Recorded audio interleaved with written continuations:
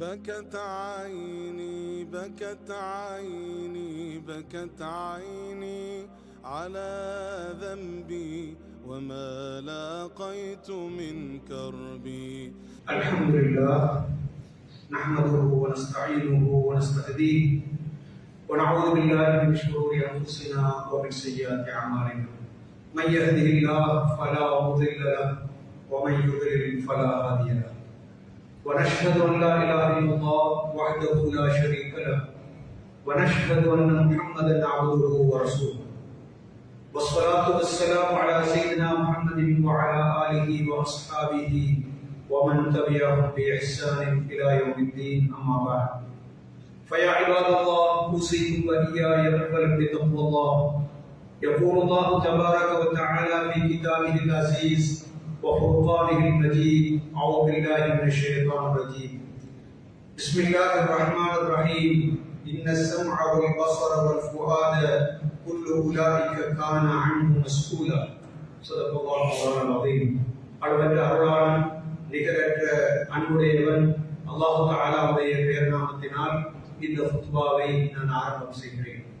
எல்லா புகழும் சர்வ வல்லமையும் கொண்டு கோடான கோடி படைப்புகளை படைத்து மனிதனை சிறப்பான ஒரு சிருஷ்டியாக படைத்து வழிகாட்டிய ரப்புல் ஆலமீன் அல்லாஹ் தஆலாவுக்கே சொந்தமானதாக அல்ஹம்துலில்லாஹ். சாந்தியும் சமாதானமும் அவருடைய தூதர் எங்களுடைய தலைவர் முஹம்மது முஸ்தபா ஸல்லல்லாஹு அலைஹி வஸல்லம் அவர்கள் மீதும் அவர்களுடைய தோழர்கள் குடும்பத்தவர்கள் மற்றும் அவர்களை துயர்ந்த நல்லடியார்கள் அனைவர் மீதும் உண்டாவதாக. புனிதமான இந்த ஜும்மாவுடைய தினத்திலே அல்லாஹ்வுடைய கட்டளை ஏற்றவர்களாக அவருடைய மாளிகையிலே இங்கு குழுமி இருக்கின்ற நல்லடியார்கள், அல்லாஹ் தஆலாவை எல்லா சந்தர்ப்பங்களிலும் எல்லா இடங்களிலும் பயந்து கொள்ளும்படி முதலில் எனக்கும் அப்பால் உங்களுக்கும் நான் வசியத் செய்து கொள்ள விரும்புகிறேன். அல்லாஹ் தஆலாவுடைய நல்லடியார்கள், அல்லாஹ் தஆலா மனிதர்களாகிய எங்களை இந்த உலகத்திலே படைத்து பல்வேறுபட்ட நோக்கங்களை நாங்கள் நிறைவு செய்ய வேண்டும், ஆப்ஜெக்டிவ்ஸை நிறைவு செய்ய வேண்டும் என்பது அவனுடைய எதிர்பார்ப்பாக இருக்கிறது. மனிதர்கள் ஈமான் உள்ளவர்களாக, தக்வா உள்ளவர்களாக, அல்லாஹ் தஆலாவுக்கு மட்டுமே இபாதத்து செய்யக்கூடியவர்களாக, நல்ல பண்பாடுகளையும் ஒழுக்கங்களையும் கொண்டவர்களாக இருக்க வேண்டும் என்பது அல்லாஹ் தஆலாவுடைய எதிர்பார்ப்பு. அதே நேரத்தில் நாங்கள் பாவங்கள் செய்யக்கூடாது, உள்ளத்தாலும் செய்யக்கூடாது, நாவினாலும் செய்யக்கூடாது, உடல் உறுப்புகளாலும் செய்யக்கூடாது என்பது அல்லாஹ் தஆலாவுடைய எதிர்பார்ப்பு. இது முதலாவது தனி மனிதர்கள் என்ற வகையிலே எங்களிடத்திலே இருந்து அல்லாஹ் தஆலாவுடைய எதிர்பார்ப்பு. இரண்டாவதாக அல்லாஹ் தஆலா நாங்கள் குடும்பமாக வாழ வேண்டும், ஃபேமிலி ஓரியன்டட் ரிலிஜன் என்ற வகையிலே கணவன் மனைவி மனமொப்பி சந்தோஷமாக அந்யோன்யமாக வாழ வேண்டும். அந்த குடும்பம் என்ற அந்த நிறுவனத்திலே பிள்ளைகள் எல்லோரும் சந்தோஷமாக மிகவும் நிம்மதியாக தங்களுடைய எல்லா வகையான உரிமைகளையும் பெற்று வாழ வேண்டும். ஆணும் பெண்ணும் கற்போடு இருக்க வேண்டும் என்பது அல்லாஹ் தஆலாவுடைய இரண்டாவது எதிர்பார்ப்பு. மூன்றாவதாக நாங்கள் எல்லோரும் சோசியல் ரிலேஷன்ஷிப் என்று வருகின்றோம். எங்களுக்கு இடையிலான தொடர்புகளிலே நல்ல முறையிலே நடந்து கொள்ள வேண்டும், மற்றவர்களை மதிக்க வேண்டும், மற்றவர்களுக்கு சலாம் சொல்ல வேண்டும், மற்றவர்களை கட்டி தழுவ வேண்டும், மற்றவர்களுடைய இன்ப துன்பங்களிலே பங்கெடுக்க வேண்டும், அவர்களுக்கு சுமையினமா அவர்களை சென்று பார்க்க வேண்டும், அவர்கள் இறந்து விட்டார்களா அவர்களுடைய ஜனாசாவிலே சென்று பங்கெடுக்க வேண்டும், அவர்கள் கஷ்டம் துன்பத்திலே இருக்கிறார்களா அந்த கஷ்டங்கள் துன்பங்கள் எல்லாவற்றையும் நிறைவு செய்ய வேண்டும் என்ற இந்த மூன்று வகையான எதிர்பார்ப்புகளும் அல்லாஹ் தஆலாவிடத்திலே இருக்கிறது. நல்லதொரு தனி மனிதனாக இருக்க வேண்டும், நல்லதொரு குடும்பஸ்தனாக இருக்க வேண்டும், நல்லதொரு சமூக மனிதனாக இருக்க வேண்டும். இந்த மூன்றையும் நாங்கள் பூர்த்தி செய்பவர்களாக இருக்க வேண்டும் என்பதுதான் அல்லாஹ் தஆலாவுடைய எதிர்பார்ப்பாக இருக்கிறது. ஆனாலும் சகோதரர்களே, அன்னை காலத்திலே எங்களுடைய முஸ்லிம் சமுதாயத்தை குறிப்பாகவும் பொதுவாக ஏனைய சமுதாயங்களை எடுத்து பார்த்தால் இந்த நிலைமை எப்படி இருக்கிறது என்று சிந்தித்து பார்த்தால் மிகவும் கவலைக்கிடமாக இருக்கிறது. எமக்கு அல்லாஹ் தஆலா தந்திருக்கின்ற மிக முக்கியமான ஒரு பாக்கியம் தான் இந்த மீடியா, இந்த தகவல் தொடர்பு சாதனம். குறிப்பாக சோசியல் மீடியா என்று நாங்கள் சொல்றோம். இந்த சுமாராக ஒரு 20 வருடங்களுக்கு முன்னால் காணப்பட்ட சமூக அமைப்பு அல்ல இப்போ. இந்த சமூக அமைப்பை நாங்கள் எடுத்து பார்த்தால் நாங்கள் ஏற்கனவே சொன்ன 3 விஷயங்களிலும் மிக பயங்கரமான பிரச்சனைகள், தவறுகள் இருப்பதை நாங்கள் பார்க்கிறோம். அதற்கு அடிப்படையான காரணம் இந்த சோசியல் மீடியா, குறிப்பாக இந்த ஹேண்ட்போன் இந்த யூஸ் பண்ணுது. அல்லாஹ்வுடைய நல்லடியார்களே, இந்த மீடியாக்களை எடுத்துக்கொண்டால் மாடர்ன் டெக்னாலஜி, மாடர்ன் சயின்ஸ் என்று வருகின்ற பொழுது அல்லாஹ் தஆலா எங்களுக்கு தந்த மிகப்பெரிய ஒரு வார்த்தை. எங்களுடைய குடும்ப விவகாரங்களை ஒழுங்கு பண்ணுவதற்கு, நாங்கள் கல்வி கற்றுக் கொள்வதற்கு, நாங்கள் எமது பொருளாதாரத்தை திட்டமிடுவதற்கு எத்தனையோ விஷயங்கள், இஸ்லாமிய தாவாவை செய்வதற்கெல்லாம் இந்த ஹேண்ட்போன் குறிப்பாக எங்களுக்கு உதவியாக இருக்கிறது. சந்தேகமே கிடையாது. ஆனாலும் இன்று இந்த ஹேண்ட்போன், குறிப்பாக எமது கையடக்க தொலைபேசிகள் மிகவும் பிழையாக, முறைகட்ட முறையில் பயன்படுத்தப்படுவதுதான் மிகப்பெரிய கவலையாக. அல்லாஹ் தஆலா கத்தியை தந்திருப்பது எங்களுக்கு பணத்தை வெட்டுவதற்கு, நாங்கள் காய்கறிகளை வெட்டுவதற்கு, ஆனால் கொலை செய்வதற்கு அல்ல. கிருமி நாசினியை தந்திருப்பது வயல்களிலே இருக்கின்ற கிருமிகளை ஒழிப்பதற்கு, மாறாக மனிதன் குடித்து தற்கொலை செய்வதற்கு அல்ல. எனவே கத்தியாக இருக்கலாம், கிருமி நாசினியாக இருக்கலாம், அவற்றை மனிதன் பயன்படுத்துகின்ற முறையை பொறுத்து அது அவனுக்கே அழிவை கொண்டு தருகிறது. அல்லாஹ்வுடைய நல்லடியார்களே, அல்லாஹ் தஆலா குர்ஆனிலே சொல்கிறான், லா துல்கு பிஐதீக்கும் இலா தஹ்லுகா, நீங்கள் உங்களையே உங்களுடைய கைகளால் அழிவுக்கு உள்ளாக்கிக் கொள்ளாதீர்கள். அல்லாஹ்வுடைய நல்லடியார்களே, கைகளால் என்று சொல்லுகின்ற பொழுதே எமது விரல்கள் ஞாபகம் வருகின்றன. நாம் எமது சோசியல் மீடியாவில், குறிப்பாக எமது ஹேண்ட்போனை எவ்வளவு தூரம் மோசமாக பயன்படுத்திக் கொண்டிருக்கிறோம் என்பதனை சற்று சிந்தித்து பாருங்கள்.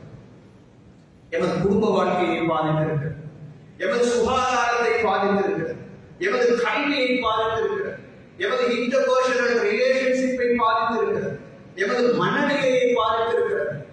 ப்ரீ ஒக்குபேஷன் எனப்படக்கூடிய ஒரு பயங்கரமான ஒரு எடிக்ஷனுக்கு நாங்கள் உள்ளாகிறோம். இந்த மீடியாக்களுக்கு அடிமையான, இந்த மீடியாக்களுக்கு மூழ்கி விட்டோம். இந்த மீடியாக்கள் இல்லாமல் தூக்கம் போவதில்லை என்ற கட்டத்துக்கு நாங்கள் வந்திருக்கின்றோம். அதே போன்று லாஸ் ஆஃப் கண்ட்ரோல் எனப்படுகின்ற எந்த விதமான கட்டுப்பாடுகளும் இல்லாமல் அதனை நாங்கள் பயன்படுத்திக் கொண்டிருக்கிறோம். எதற்கும் ஒரு அளவு இருக்கிறது, எதற்கும் ஒரு முறைமை இருக்கிறது. அளவுக்கு மீறினால் அமிர்தமும் நன்றி என்று சொல்வார். தற்போதைய சூழ்நிலையில் எமது ஹேண்ட்போன் எங்களுடைய எதிரியாகவே மாறியது. அல்லாஹ்வுடைய நல்லடியார்களே, தொழுகின்ற சந்தர்ப்பத்திலும் தொழுது முடிந்ததற்கு பின்னால் எனது வாட்ஸ்அப்புக்கு என்ன மெசேஜ் வந்திருக்கிறது, எனது பேஸ்புக்கிலே நான் போட்டிருக்கின்ற போஸ்டுக்கு என்ன லைக்குகள் வந்திருக்கின்றன, யார் யார் கமெண்ட்ஸ் போட்டிருக்கிறார்கள் என்ற சிந்தனையோடு ஒரு மனிதன் தொழுது கொண்டிருக்கின்றார். ஒரு மனிதன் படுக்கையை விட்டு எழுப்பி தனது ஹேண்ட்போனை பிடிக்கின்ற சந்தர்ப்பத்திலேயே பேஸ்புக்குள் நுழைய வேண்டும், இன்ஸ்டாகிராமை பார்க்க வேண்டும் என்ற சிந்தனையோடு இருக்கிறான் என்றார். அவன் சாப்பிட்டுக் கொண்டிருக்கின்ற சந்தர்ப்பத்திலும் தனது போனை தனது கையினால் தள்ளிக் கொண்டிருக்கிறான் என்றால் அது எடிக்ஷனுடைய அடையாளமாக. அல்லாஹ் தஆலாவுடைய நல்லடியார்களே, நாம் சற்று சிந்தித்து பார்ப்போம். நாம் எவ்வளவு பொறுப்புகளோடு உலகத்திலே இருக்கிறோம். மனிதன் அல்லாஹ் தஆலாவுக்கு இபாதத் செய்ய வேண்டும், முன்பின் சுன்னத்துக்களை தொட வேண்டும், அவன் திக்ர் செய்ய வேண்டும், குர்ஆன் ஓத வேண்டும். இது அல்லாஹ்வுக்கு செய்ய வேண்டிய கடமைகள். தனது மனைவி மக்களுக்கு செய்ய வேண்டிய கடமைகள் என்று ஏகப்பட்ட கடமைகள் காணப்படுகின்றன. மனைவிக்கு காலத்தை, நேரத்தை ஒதுக்குவது, பிள்ளைகளுடைய இன்ப துன்பங்களிலே பங்கெடுப்பது, அவர்களோடு அன்பாகவும் இரக்கமாகவும் இருப்பது என்ற விஷயங்கள் அனைத்தும் பாதிக்கப்பட்டிருக்கிறது. அண்மையிலே அமெரிக்காவிலே ஒரு ஆய்வு செய்து பார்த்தார். அதிகமாக கல்வித்துறையிலே பின்னடைந்திருக்கின்ற மாணவர்களுக்கு மத்தியில் செய்யப்பட்ட ஒரு ஆய்வின்படி குறிப்பாக 65% மாணவர்கள் தங்களுடைய இன்டர்நெட்டை அல்லது ஹேண்ட்போனை அதிகமாக பாவித்ததுதான் காரணம் என்ற முடிவுக்கு அவர்கள் வந்திருக்கிறார்.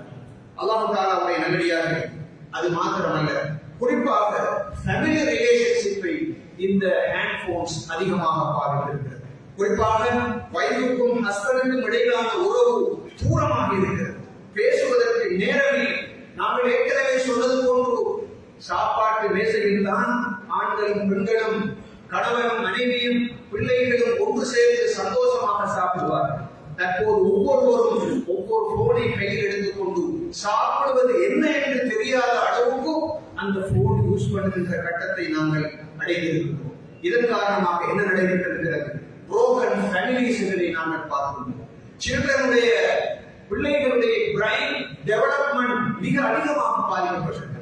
அண்மை காலத்திலே செய்யப்பட்ட ஆய்வுகளின்படி இந்த கன்சென்ட்ரேஷன் என்பது பிள்ளைகளை பொறுத்தவரையிலே குறைந்திருப்பதற்கான அடிப்படையான காரணம் இந்த ஓவராக ஹேண்ட்போனை யூஸ் பண்ணுவது என்று கண்டுபிடிக்கப்பட்டிருக்கிறது. பிள்ளைகள் குறிப்பிட்ட ஒரு வயதிலே தமது மொழியை வளர்த்துக் கொள்வார்கள். ஆனால் மொழியை பொறுத்தவரையில் அவர்களுடைய வளர்ச்சி காலதாமதமாகுவதற்கும் அது ஒரு காரணமாக கண்டுபிடிக்கப்பட்டது. பிள்ளைகளுடைய கிரியேட்டிவிட்டி எனப்படுகின்ற அவருடைய ஆக்க முயற்சிகள் தாமதமாகின்றன என்ற அந்த கருத்தும் கண்டுபிடிக்கப்பட்டிருக்கிறது. கல்வியிலே அவர்களுக்கு ஆர்வம் இல்லை. அவர்கள் பெற்றோர்கள் தமது போனை பார்த்துக் கொண்டிருப்பதை பார்க்கின்ற பொழுது தாமும் அதற்கு பழக்கப்படுகின்ற அந்த ரோல் மாடல்களாக தாய் தகப்பனைத்தான் அவர்கள் இருக்கிறார்.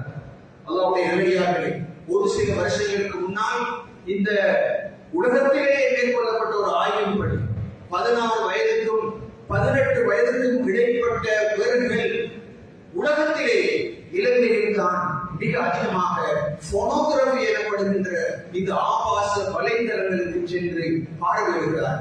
நாம் எவ்வளவு கேவலப்பட வேண்டும். நமது நாடு ஒரு சிறிய நாடாக இருந்தும் கூட 16 வயதுக்கும் 18 வயதுக்கும் இடைப்பட்ட பிள்ளைகள் இப்படியான ஒரு நிலைக்கு முழு உலகத்திலும் ஆகியிருக்கிறார்கள் என்றார். குறிப்பாக ஆபாச படங்களை சென்று பார்க்கின்ற நிலை அண்மை காலத்திலே நான் நினைக்கின்றேன் இந்த வருடம் அல்ல, கடந்த சில வருடங்களுக்கு முன்னால் இலங்கை தான் முன்னணியில் காணப்பட்டது. இதற்கான காரணங்களை நாங்கள் கட்டாயமாக கண்டுபிடிக்க வேண்டியிருக்கிறது. பயணத்திலே வாகனத்தில் செல்கின்ற பொழுது தொலைபேசியை பாதிப்பது மட்டுமல்ல, வாட்ஸ்அப்பையும் பேஸ்புக்கையும் பயன்படுத்துபவர்கள் இருக்கிறார். பிள்ளைகள் அமைதிப்படுத்தப்பட வேண்டுமாக இருந்தால் அவர்களுடைய கையிலே சுமாராக ஹேண்ட்போனை கொடுத்து விடுவார்கள். அவர்களுக்கு சாப்பாடு தீர்த்த வேண்டுமாக இருந்தால் அவர்களுடைய கையிலே அதனை கொடுத்து விடுவார்கள். அது இவ்வளவு பெரிய ஆபத்து என்று அவர்களுக்கு தெரியாது. குறிப்பாக அண்டை காலத்து சைக்காலஜிஸ்டுகளுடைய கருத்தின்படி அவர்கள் என்ன சொல்கிறார்கள்? 2 வயதுக்கு குறைவான ஒரு பிள்ளை என்ன காரணம் கொண்டும் தனது கண்ணினால் இந்த ப்ளூ ஸ்கிரீனை குறிப்பாக பார்க்கக்கூடாது. அது அந்த பிள்ளையினுடைய ஆளுமையில் மிகப்பெரிய தாக்கத்தை ஏற்படுத்தும் என்று அவர்கள் சொல்கிறார். சுமாராக 52 மில்லியன் பேருக்கு ஒருவருக்கு தான் இந்த ஆட்டிசம் எனப்படக்கூடிய நோய். உங்களுக்கு தெரியும், இந்த மூளை வளர்ச்சி என்பது குறைவாக காணப்பட்டது சில வருஷங்களுக்கு முன்னால். ஆனால் தற்போது 52 பேரில் ஒரு பிள்ளைக்கு அந்த நோய் வந்திருப்பதாக கண்டுபிடிக்கப்பட்டிருப்பது அடிப்படையான காரணம் அந்த பிள்ளைகளும் குறிப்பாக அந்த தாய்மார் அந்த பிள்ளைகளை தமது கருவிலே சுமந்திருக்கின்ற சந்தர்ப்பத்திலும் அந்த போனை பாவிப்பதுதான் என்று கண்டுபிடிக்கப்பட்டிருக்கிறது. அது மாத்திரமல்ல, ஸ்லீப்பிங் டிசார்டர் என்று நாங்கள் சொல்லுவோம். இயல்பாகவே ஒரு மனிதன் சுமாராக ஒரு 8 மணித்தியாலங்கள் தூங்க வேண்டும். பிள்ளைகளை பொறுத்தவரையில் அதனை விடவும் அதிகம். ஆனால் பிள்ளைகள் லேட் நைட் வரைக்கும் இந்த போனை பாவிப்பதற்கு பெற்றோரால் அனுமதிக்கப்படுகின்ற காரணத்தினால் அவர்கள் அடுத்த நாள் தலைவலியோடு வருகிறார். அவர்கள் பாடசாலைக்கு சென்றால் தங்களுடைய ஆசிரியர்களுடைய கருத்துக்களை செவிமடுப்பதற்கான சூழ்நிலையில் அவர்கள் மிகப்பெரிய டயர்டோடு இருக்கிறார், என்சைட்டியோடு இருக்கிறார், டிப்ரெஷனோடு இருக்கிறார். இதற்கு காரணம் இந்த தாய் தகப்பன் என்பதை மறந்துவிடக் கூடாது. அதே போன்று மென்டல் ஹெல்த் என்று வருகின்ற பொழுதும் பொதுவாக அதிகமாக எக்ஸஸாக ஹேண்ட்போனை பாதிக்கக்கூடியவர்கள் ஸ்ட்ரெஸ்ஸோடு, நெகட்டிவ் கோர்ஸ்களோடு, டிப்ரெஷனோடு, என்சைட்டியோடு இருப்பது அண்மை காலத்திலே மிக அதிகமாக கண்டுபிடிக்கப்பட்டிருக்கிறது. மன அழுத்தம், மன ரீதியான உளைச்சல், எதிராக சிந்திக்கின்ற தன்மை எல்லாம் அதிகரித்திருப்பதற்கு காரணம் இதுவென்று கண்டுபிடிக்கப்பட்டிருக்கிறது. ஹெல்த் இஷ்யூஸ் என்று வருகின்ற பொழுது அதிகமாக ஹேண்ட்போனை நாங்கள் பாவிக்கின்ற பொழுது கழுத்திலே நோவு ஏற்படுகிறது, கண்ணிலே பிரச்சனை ஏற்படுகிறது, முதுகெலும்பிலே பிரச்சனை ஏற்படுகிறது. அதிகமான நேரம் அவற்றை பாவிக்கின்ற பொழுது வேறு சில பிரச்சனைகளுக்கும் முகம் கொடுப்பதற்கு அது தயாராக இருக்க வேண்டிய சூழ்நிலை ஏற்படுகிறது. ஏன் நாங்கள் இதனை சொல்லுகிறோம் என்றால், அண்மை காலத்திலே இந்த ஹேண்ட் போன் பாவனை என்பது எக்ஸஸாக மாறி அளவுக்கு மீறியதாக மாறி எமது இபாதத்துக்களை பாதிக்கிறது. டைமுக்கு பள்ளிவாசலுக்கு போவதற்கு எமது ஹேண்ட் போன் விடவில்லை. கல்வி சாலைகளுக்கு செல்வதற்கு எமது ஹேண்ட் போன் விடவில்லை. வீட்டுக்குள் வருகின்ற சந்தர்ப்பத்திலேயே போனை பார்த்துக் கொண்டே வருவது. அங்கு மனைவியினுடைய நிலை என்ன, பிள்ளைகளுடைய நிலை என்ன, அவருடைய படிப்பின் நிலை என்ன, ஓதலின் நிலை என்ன, அவருடைய சுகையினம் எப்படி இருக்கிறது என்பவற்றை எல்லாம் பார்ப்பதற்கு நேரம் இல்லாமல் பாதையிலே சென்று கொண்டிருக்கின்ற பொழுது ஹேண்ட் போனை பார்த்துக் கொண்டே போனதன் காரணமாக குழிகளிலே பள்ளங்களிலே விழுந்தவர்கள் எத்தனை பேர் எக்ஸிடென்ட்களிலே மாற்றி மௌத்தாக இருக்கிறார்கள். அவர்கள் எத்தனை பேர் அல்லாஹ்வுடைய நல்லடியார்கள், அல்லாஹ்வுடைய ரசூல் ஸல்லல்லாஹு அலைஹி வஸல்லம் அவர்கள் சொன்னார்கள், இன்னல்லாஹ யுஹிப்பு இதா அமில அஹதுக்கும் அமலன் அன் யுத்கின. உங்களிலே ஒருவர் எந்த ஒரு காரியத்தையும் செய்கின்ற பொழுது அதனை திருத்தமாக, ஒழுங்காக, முறையாக செய்வதற்கு, எக்ஸாக்டாக செய்வதற்கு, அதிலே கன்சென்ட்ரேட் பண்ணுவதை தான் அல்லாஹ் தஆலா விரும்புகிறான் என்று சொன்னார். நாம் சிந்தித்து பார்ப்போம். சாப்பிட போனாலும் சாப்பாட்டிலே கவனம் குவிக்கப்படுவதில்லை.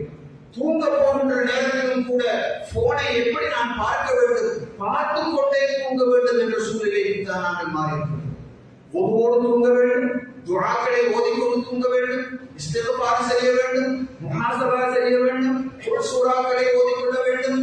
நாங்கள் இஸ்திக்பார் செய்து அல்லாஹ்விடத்திலே மீள வேண்டும், நான் தஹஜ்ஜுக்கு எழும்ப வேண்டுமே என்ற நியத்தோடு தூங்க வேண்டுமே என்ற அந்த கவலைகள் கூட இல்லாத ஒரு சூழ்நிலை காணப்படுகிறது. குறிப்பாக அன்பார்ந்த சகோதரர்கள், இந்த சந்தர்ப்பத்திலே மிகவும் அழுத்தமாக சொல்ல வேண்டிய ஒரு விஷயம்தான் போனோகிராஃபி எடிக்ஷன் எனப்படக்கூடிய இந்த ஆபாச வலைத்தளங்களுக்கு மனிதன் சிக்கியிருக்கிறது. அல்லாஹ் தஆலாவுடைய நல்லடியார்களே, அல்லாஹ் தஆலா குர்ஆனிலே சொல்கின்றான், முஃமின்களுக்கு நீங்கள் சொல்லுங்கள், முஃமினான பெண்களுக்கு நீங்கள் சொல்லுங்கள், அவர்கள் தங்களுடைய பார்வைகளை தாழ்த்திக் கொள்ளட்டும். அதற்கு பிறகு தொடர்ந்து சொல்லுகின்றான், அவர்கள் தங்களுடைய கற்புகளை பாதுகாத்துக் கொள்ளட்டும்.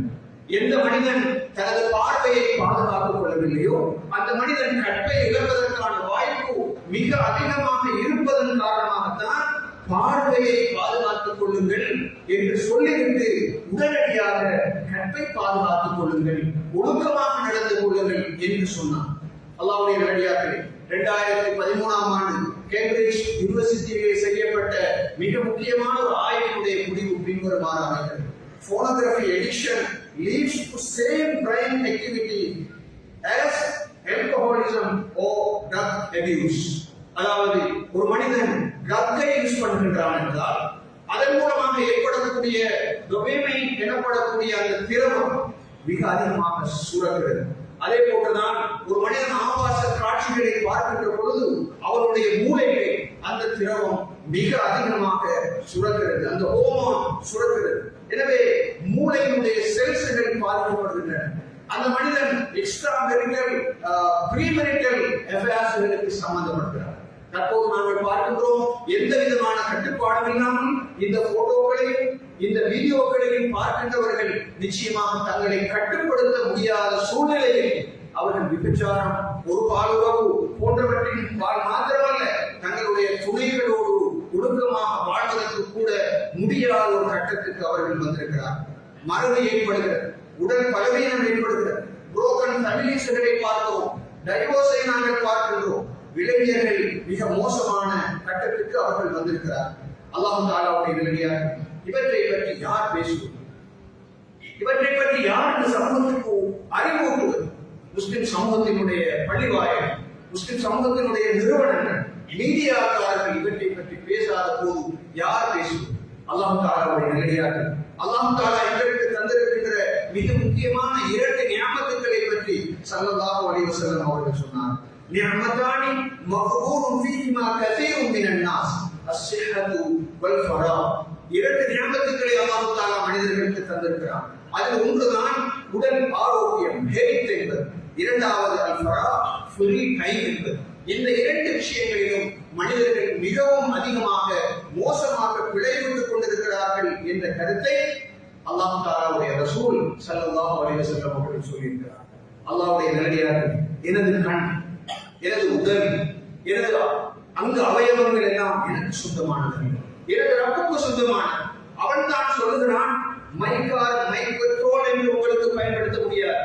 நான் சொல்லுகின்ற விதத்தில் மாத்திரம்தான் நீங்கள் பயன்படுத்த வேண்டும். இல்லாவது உங்களுக்கு அழிவுதான் வரும் என்ற கருத்து குர்ஆனிலே சொல்லப்படுகிறது. وَمَنْ أَعْرَضَ عَنْ ذِكْرِي فَإِنَّ لَهُ مَعِيشَةً ضَنكًا. யார் எனது இந்த குர்ஆனுடைய வழிகாட்டல்களை புறக்கணிக்கிறார்களோ அவர்களுக்கு நிச்சயமாக நெருக்கடியான வாழ்க்கை இருக்கிறது என்று அல்லாஹ் தஆலா சொல்கிறார். எனவே அந்த வகையில் மறுமையில் நான் விசாரிக்கப்பட இருக்கிறேன். உலக வாழ்க்கை என்பது ஒரு விளையாட்டு அல்ல. நான் திட்டமிட வேண்டும். நான் எதற்கு போனை பாவிக்க வேண்டும், எவ்வளவு பாவிக்க வேண்டும், எந்த நேரத்தில் பாவிக்க வேண்டும் என்று நாங்கள் சிந்திக்க வேண்டும். அல்லாஹ்வுடைய நல்லடியார்களே, பிள்ளைகளை பார்த்து சொல்ல வேண்டாம் நீங்கள் போன் பாவிக்க வேண்டாம். அவர்களுக்கு ஆல்டர்னேட்டிவ்ஸை நீங்கள் காட்டிக் கொடுக்க வேண்டும். போன் ஃப்ரீ மீல்ஸ் என்று சொல்வார்கள். மீல்ஸ் எடுக்கின்ற சந்தர்ப்பத்திலே போனை பாவிக்க கூடாது. போன் ஃப்ரீ பெட் டைம் என்று சொல்வார்கள். அதே போன்று நாங்கள் இந்த ஆன்லைனிலே அவர்கள் சம்பந்தப்பட்டிருக்கின்ற பொழுது ஆஃப்லைனிலே அவர்களுடைய ஆக்டிவிட்டீஸை நாங்கள் அதிகரிக்க வேண்டும். அவர்களை விளையாடுவதற்கு அழைத்து செல்ல வேண்டும். நல்ல பராமரிகளிலே அவர்களை ஈடுபடுத்த வேண்டும். எமது ஹோம் கார்டனிங்கை நாங்கள் செய்ய வேண்டும். அதே நேரம் எமது வீட்டுக்கு உறவினர்களை நாங்கள் அழைத்து வர வேண்டும். நாம் அவர்களை உறவினர்கள் இருக்கின்ற இடங்களுக்கு எடுத்து செல்ல வேண்டும். எக்ஸசைஸ் போன்ற வீட்டிலே அவர்களை நாங்கள் ஈடுபடுத்த வேண்டும். சோசியல் இன்டராக்ஷனிலே அவர்கள் சம்பந்தப்படுவதற்கு நாங்கள் அவர்களுக்கு வழிவகுக்க வேண்டும். இல்லாவிட்டால் அவர்களுடைய வயதிலே அவர்கள் அப்படித்தான் இருப்பார்கள் என்பதிலே எந்த விதமான சந்தேகமும் கிடையாது. குறிப்பாக அல்லாஹ்வோடு அவர்களை சம்பந்தப்படுத்துவதற்கான ஏற்பாடுகள் மிக அதிகமாக தேவை. காரணம், எந்த மனிதனிடத்திலே ஈமான் பக்குவம் இல்லையோ அவன் நிச்சயமாக கள்ளத்தனமாக வேணும் தனது தேவைகளை பூர்த்தி செய்து கொள்ளப்பார். அல்லாஹ் தஆலா குர்ஆனிலே சொல்கிறான், யஅலமு ஸாயிலத்தல் அய்யுன். நீங்கள் உங்களுடைய பார்வைகளில் நீங்கள் எவற்றையெல்லாம் கள்ளத்தனமாக மேற்கொள்கிறீர்களோ அவற்றையும் அல்லாஹ் தஆலா பார்த்துக் கொண்டிருக்கிறான். அந்த ஈமானிய ஜோதியை அனைவரிடத்திலும் நாங்கள் ஏற்படுத்துவது போலவே எமது பிள்ளைகளுடைய வாழ்க்கையிலும் அதனை ஏற்படுத்த வேண்டும். இல்லாவிட்டால் தற்போது வைத்துக் கொண்டிருக்கின்ற இந்த ட்ரெண்ட், இப்போது இருக்கின்ற இந்த சூழல் மிகவும் மோசமான கட்டத்தை அடைந்திருக்கிறது என்பதை மட்டும் மறந்துவிடக் கூடாது. தற்போது இருக்கின்ற ஆன்மீகம் பாதிக்கப்பட்டிருக்கிறது, பண்பாடு பாதிக்கப்பட்டிருக்கிறது, உடல் சுகாதாரம் பாதிக்கப்பட்டிருக்கிறது. எமது வேலைகளில் கூட ஒழுங்காக கவனம் செலுத்த முடியாத அளவுக்கு நாம் போனிலே எடிக்டாக இருந்து கொண்டிருக்கிறோம். அல்லாஹ்வுடைய நல்லடியார்களே, நாம் அனைவரையும் அல்லாஹ் தஆலா இப்படியான சூழ்நிலையிலிருந்து பாதுகாப்பானார். யா அல்லாஹ் எங்களுடைய ஈமானை அதிகரித்து விடுவாயாக. யா அல்லாஹ் எங்களுடைய பார்வையை பாதுகாப்பதற்குரிய அந்த பக்குவத்தை எங்களுக்கு தருவாயாக. யா அல்லாஹ் எங்களுடைய சகல காரியங்களையும் அதற்கே உரிய வடிவத்தில் செய்து உன்னுடைய திருப்தியை அடையக்கூடிய பாக்கியங்களையும் அனைவருக்கும் நசீபாக்குவாயாக. யா அல்லாஹ் எங்களுடைய பாவங்களை நீ மன்னித்து விடுவாயாக. கடந்த காலங்களிலே செய்திருக்கின்ற உனக்கு மாறு செய்திருக்கின்ற சூழ்நிலைகள் இருக்குமாக இருந்தால் அவை அனைத்தையும் நீ எங்களுக்கு மன்னித்து எதிர்காலத்திலே ஒழுக்கமுள்ள ஒரு கண்ணியமான ஒரு வாழ்க்கையை வாழ்வதற்கு எமக்கு பாக்கியம் செய்வாயாக. மௌத்தாகின்ற சந்தர்ப்பத்திலே கலிமாவோடு மௌத்தாகக்கூடிய பாக்கியத்தை எம் அனைவருக்கும் நசீபாக்குவாயாக. மத்திய கிழக்கிலே ஏற்பட்டிருக்கின்ற இந்த மோசமான சூழ்நிலையிலிருந்து மனித சமுதாயத்தை நீ பாதுகாப்பாயாக. குறிப்பாக பலஸ்தீன மக்களுக்கு நீ விடுவை கொடுப்பாயாக. நாளை மறுமையிலே உன்னை சந்திக்கின்ற போது கல்வும் சலீம் எனப்படக்கூடிய அந்த தூய்மையான உள்ளத்தோடு சந்திக்கக்கூடிய பாக்கியத்தை எம் அனைவருக்கும் நசீபாக்குவாயாக. ஆமீன் ஆமீன் யா ரப்பல் ஆலமீன்.